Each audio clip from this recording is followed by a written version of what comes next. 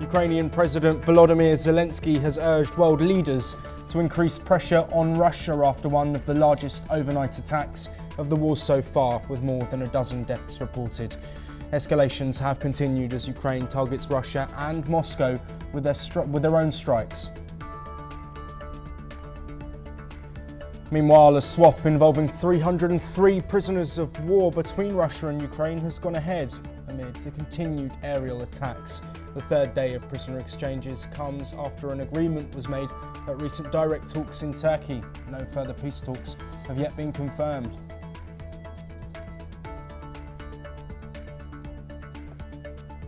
Further Israeli strikes have reportedly killed 23 people in Gaza, including a journalist and rescue officials, according to local diplomats. Diplomatic pressure on Israel is growing ahead of talks in Madrid over the ongoing Gaza war and humanitarian crisis. Meanwhile, the Israeli military says it has intercepted a missile fired from Yemen, with sirens sounded in several areas of the country. The Houthi rebels say that they are responsible. The Ben Gurion airport was targeted, though most of the Houthis' recent attacks have failed. The 46th ASEAN summit is set to begin tomorrow in Malaysia, with US tariffs and the Myanmar conflict on the agenda. The host nation says ASEAN must stay united to tackle Trump's global levies. Australian officials are airdropping supplies to farmers stranded by severe flooding in New South Wales. New Zealand have sent emergency teams to aid the rescue efforts after 5 people died and at least 10,000 properties have been damaged. All-party delegations from India continue with international talks reaching out to countries following the Pahalgam terror attack and tensions with Pakistan. Conversations after Operation Sindoor are taking place in the US, South Korea and Qatar today. A Balochistan rights group has reported the alleged kidnapping of 4 young men in recent days amid ongoing tensions between the Pakistan Army and Baloch people. These disappearances are reported in Balochistan and Karachi. Starting this hour, Israeli military strikes killed at least 20 Palestinians across the Gaza Strip so far today, including a local journalist and a senior rescue service official, according to local health authorities. Separate strikes were reported in Khan Younis in the south, Jabalia in the north and Nusrat in central Gaza. Gaza's civil defence had reported earlier that an Israeli airstrike had killed 9 children belonging to a married pair of doctors in the southern city of Khan Younis, to which the Israeli military now has stated that the strikes are under review. According to an exclusive report by Associated Press, several Palestinians and soldiers said that Israeli troops are systematically forcing Palestinians to act as human shields. The Israeli troops have been sending them into buildings and tunnels to check for explosives or Hamas members. They further said that this practice has become synonymous during Israel's offensive. On the diplomatic front, foreign ministers from European and West Asian countries are meeting in Madrid today for talks aimed at increasing pressure on Israel to halt its offensive in Gaza. The meeting, hosted by Spain, is part of growing international calls to end the war and lift the blockade on humanitarian aid. Egypt's foreign minister is among those expected to attend, with the recognition of a Palestinian state also on the agenda. Malaysia's foreign minister, Mohammed Hassan, has condemned what he called atrocities in Gaza, accusing the international community of indifference and double standards. He made the remarks ahead of an ASEAN summit in Kuala Lumpur and said the bloc cannot remain silent. Meanwhile, French and Palestinian rights groups have filed a legal bid to block 8 Israeli weapons companies from participating in the Paris Air Show. The move is part of a legal pressure campaign in response to the ongoing conflict in Gaza. On the other hand, the conflict over hostages still persists, with more than 50 hostages, dead and alive, still claimed to be held by Hamas. Well, with several developments in the last 24 hours, joining us to discuss those is Jordan Cope, a Middle East expert who is joining us from effort in Germany. Jordan, thank you ever so much for joining us. I first want to ask you about the global condemnation which has been coming in and more talks now over the situation in Gaza, multi-nation talks looking at the current situation. Why do you think there's been a recent shift from some world leaders and nations in their stance towards Israel? I think to begin, it's important to note that whatever action Israel takes, it will unfortunately be due to international scrutiny simply because of anti-Israel bias. If you look at the United Nations and the General Assembly, where over 50% of all condemnations have been used to target Israel, blaming the Jewish state has long served convenient for not only anti-Semites, but for autocracies who wish to scapegoat Israel in order to avoid accountability for their own abuses. We're currently seeing some more Western nations being more outspoken with their criticism towards Israel, not per se because of how Israel has conducted the war, but simply because we're seeing new political regimes in countries such as the United Kingdom, which has changed politically over the last few years or whatnot. We're seeing different political parties coming into power and often aligning with one another, whether that be the new administration with Keir Starmer or with the new administration with Carney in Canada, or relatively new at least. And also Macron has also happened to have been somebody who wants to assert more influence in the region, especially given France's previous role in Lebanon, but also France wanting to project more power and influence than it deserves. I will say about this war that Israel has conducted one of the most just wars in one of the most densely populated areas in the Middle East. If you ask military experts such as John Spencer, Israel has effectively fought a war with some of the lowest civilian to combatant casualty rates in modern day urban warfare. The tragedy of war is that it ultimately and often claims civilian lives. And each civilian life that is lost is to be mourned. But it's also important to note that when Israel is having to fight a genocidal terrorist group that killed 1,200 people on October 7th and is fighting from a very densely populated area, from hospitals, from tunnels, it's very difficult ultimately to be able to uproot the problem. And I will say in modern day warfare, the United Nations itself even notes that 90% of all casualties in modern day urban warfare are civilian casualties. So what Israel has ultimately done is send millions of evacuation notices, such as in this recent calamity that happened, sent millions of evacuation notices. It's provided evacuation corridors, which is not common so much in modern day urban warfare. And on top of that, the world loves to spin mistruths about Israel. They've done this previously when it comes to medical misinformation. They claimed that Israel once targeted the al-Ahli hospital and killed 500 people. It was later found that that incident was an errant rocket fired from the Islamic Jihad that killed 50 people. And so unfortunately, tragedies do happen in war. But the reality is that Israel does investigate. Israel did send evacuation notices over a month ago in the area where unfortunately the al-Najjar family lost 8 or 9 of its family victims. But we need to give time to see, because time again, misinformation has resulted in lies against Israel, such as the United Nations Representative Tom Fletcher, who recently claimed that Israel was going to kill 14,000 babies in the next 2 days as a result of famine, which never happened. Absolutely. Jordan, thank you for providing some context there. Of course, there are disputes on both sides. There was the shooting against the military convoy, which Israel put their hands up and said we made a mistake with this one. So there have been instances of that both ways. But one thing I do want to look at, you mentioned there about tunnels, and we know that Hamas has used hospitals and other areas within civilian infrastructure to hide. There are reports that have been coming out about Palestinians being used as human shields, being sent into these tunnels, being sent into these buildings that could be used by Hamas. So I want your response to that, please, Jordan.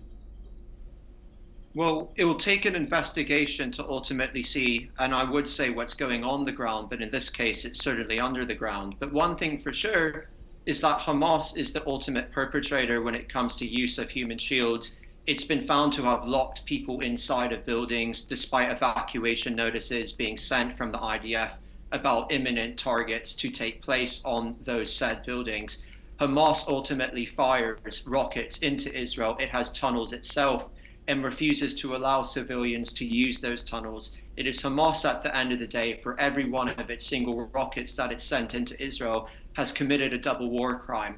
It's important to understand that this is ultimately what Hamas wants at the end of the day. It wants to fight impossible wars, in terms of wars that, one, it can't win, but wars that it can use to delegitimize Israel when Israel ultimately decides to respond.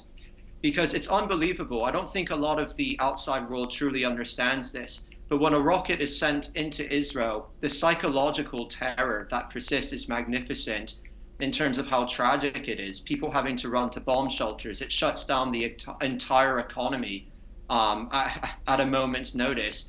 And on top of that, when Israel's defense interceptors shoot up into the sky and take down these rockets, oftentimes you can actually hear the explosion. This is a war that's ultimately very tragic, but Hamas has continued to refuse to release the hostages unconditionally, and Israel has every right to respond to make sure that those hostages are released. Any other precedent ultimately creates a future in which terrorism is the norm and response is the exception, and that simply cannot be allowed, whether it be in Kashmir or whether it be in Israel. Jordan, let's now look at hostages. I'm glad you mentioned the situation that, of course, is ongoing. The devastating impact it's causing across Israel is leading to some discontent amongst Israelis with the way in which the Netanyahu government is carrying out this next offensive. Since the ceasefire, one hostage has been released, and as we know, the devastation that's been caused in Gaza with the resumption of attacks in a broad way, with a broadened offensive that we know is stepping up, according to Benjamin Netanyahu. Do you think that the people of Israel are going to continue supporting Netanyahu if these hostages aren't released? My understanding is, if we're talking strictly about the war, I do think a majority of Israelis currently support the effort, and this war is being fought differently in terms of tactics than it previously was. Hamas ultimately is an offshoot of the Muslim Brotherhood, which seeks to establish a global caliphate. And part of the Muslim Brotherhood's agenda in establishing a global caliphate is the concept of Dar al-Harb and Dar al-Islam, the notion of expanding Islamist territory by virtue of war. And so what Israel ultimately is doing now by trying to take more and more territory in the Gaza Strip is to play out Hamas's game, not in terms of morally, but in terms of setting a message for Hamas. Yes, but Jordan, I asked you a specific question about the hostages, and I want to come back to this. One hostage since the resumption of military action has been returned that Hamas has been holding. Over 50 are still being held dead and alive. Surely the issue around hostages, the one that is completely poignant to this whole conflict and the reason that such extensive military action has been carried out. If that's happening without hostages being returned, is there not a question to ask to the Netanyahu government as to why the military action is continuing if the hostages are dying while in captivity? There are actually two motives for this war, Josh. One of them is to get the hostages released. The other is to completely disarm Hamas and the Islamic Jihad and all of their supporting factions in the Gaza Strip, because Israel simply cannot afford another October 7th where 1,200 innocent Israelis die by means of most grotesque manner. So what Israel is ultimately trying to do is to accomplish two things, sometimes which are conflicting with one another in terms of goals and agenda, which is saving the hostages, but also making sure that there won't be another hostage crisis in the future once Israel can properly secure its security. Yes, absolutely. Jordan Cope, thank you ever so much for joining us and providing us with the insight there. Of course, an extremely difficult topic to cover, something we will continue to do, bringing you all of the insights from both sides in the ongoing conflict. We move on now, though, and as part of India's global diplomatic outreach under Operation Sindoor, multiple all-party parliamentary delegations have fanned out across the globe to highlight India's firm stand against terrorism.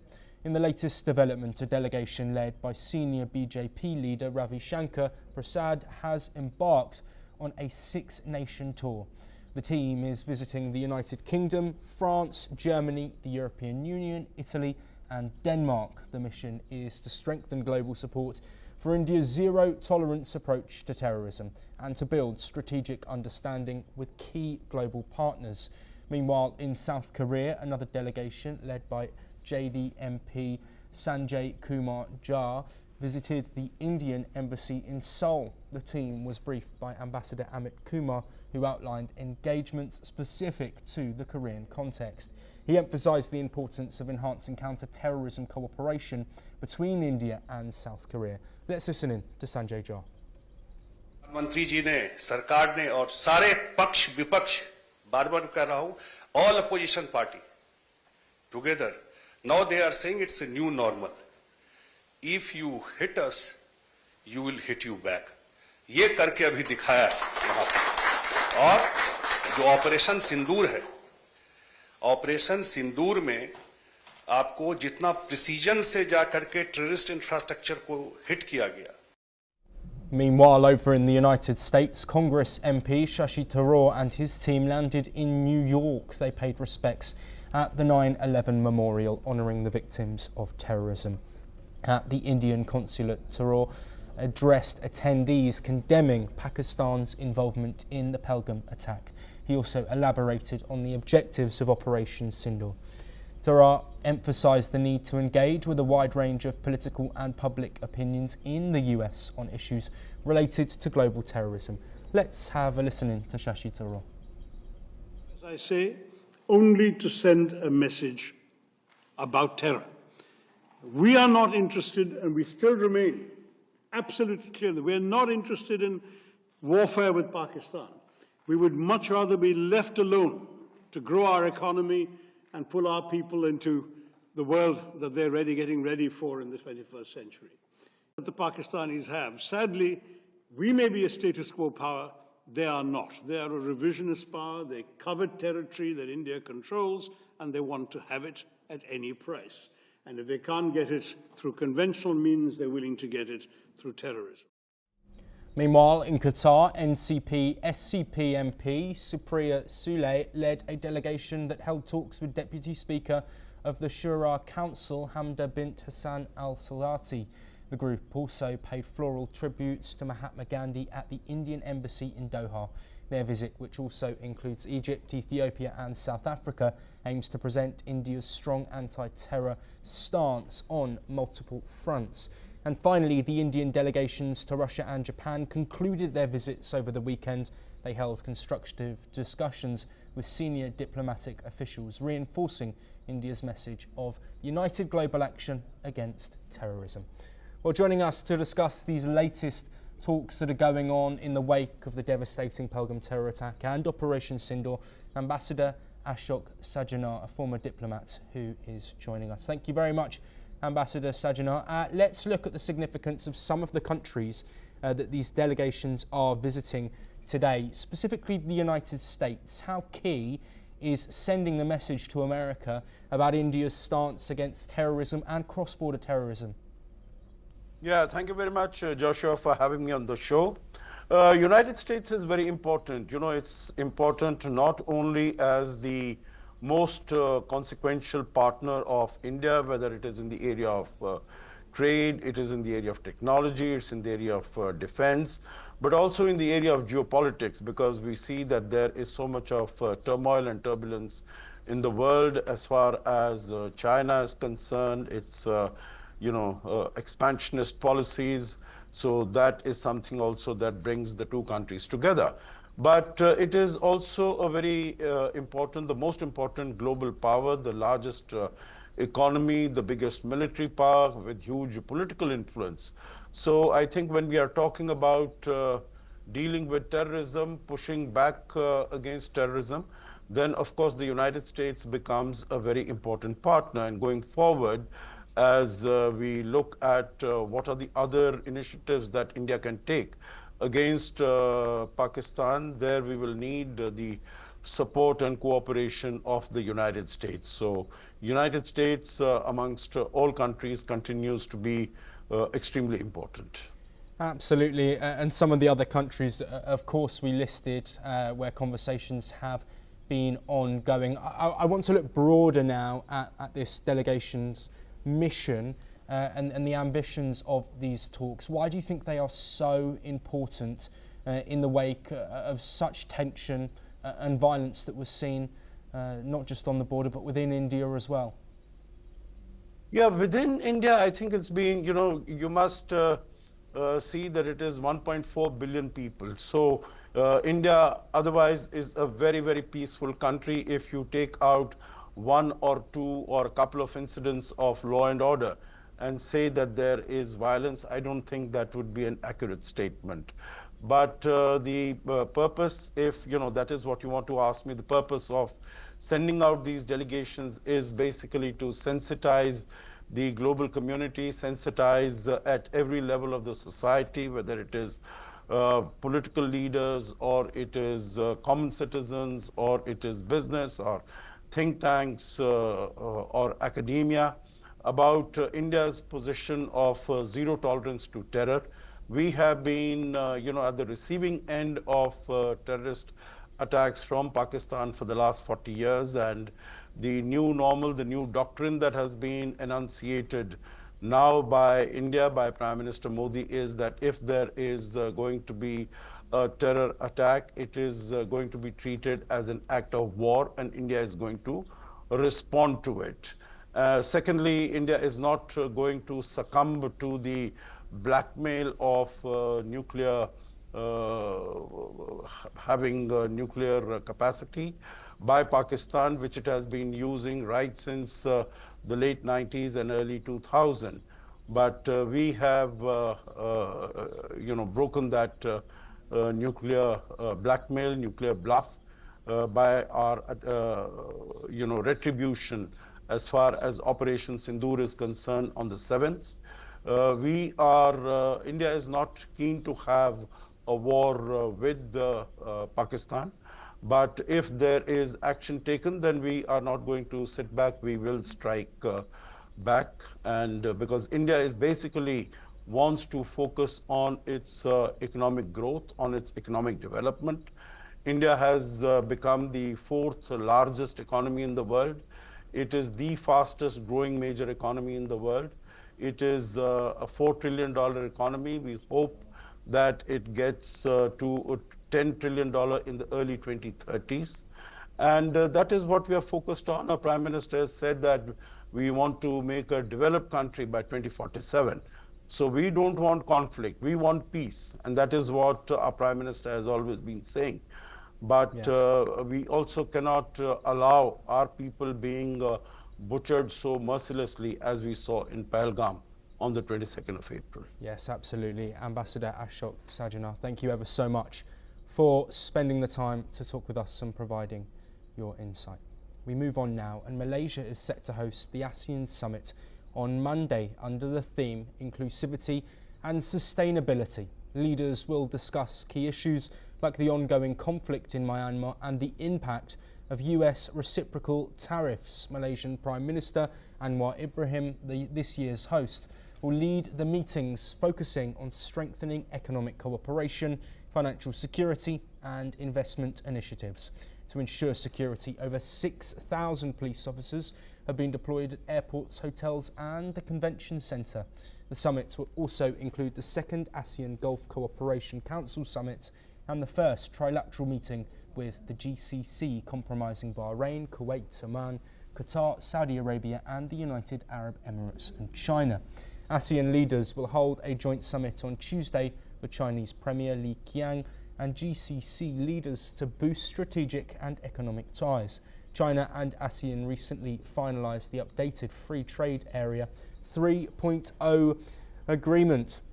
Well, joining us to discuss the developments that we have and the talks that will be taking place tomorrow is Mizan Aslam, a professor in strategic studies, who's joining us from Kuala Lumpur. Thank you ever so much for joining us. What's the significance of this meeting that will start tomorrow in the wake of the unprecedented US reciprocal tariffs. All right. Okay. First of all, thank you very much for having me in this show. All right. I can see that US already imposed between 10 to 49% of tariffs towards ASEAN countries. Country like Laos, like Cambodia, got the highest, which is 49. And then it comes lower for the certain countries. Malaysia particularly, we got 24% tariff. And then the lowest is Singapore and Timor-Leste, which is 10%. And this is something that need to be discussed, and it's already mentioned by Prime Minister Anwar Ibrahim. The meeting will be kicked off tomorrow and the day after tomorrow, which is 26 and 27. And one of the agenda between ASEAN countries is to discuss about this tariff. And for the information, until now, they have none, and they have no single countries in ASEAN retaliate with the tariff that imposed by Trump administration. And we chose, ASEAN chose to have a discussion and to appeal for the tariff to be lowered. And up until now, certain countries, even like Malaysia, we got some excuse in certain industries rather than general as a whole. And also now we are in a very good situation, even though which is not so long, but until July the 10th, the pause of 90 days of the tariff imposed still ongoing.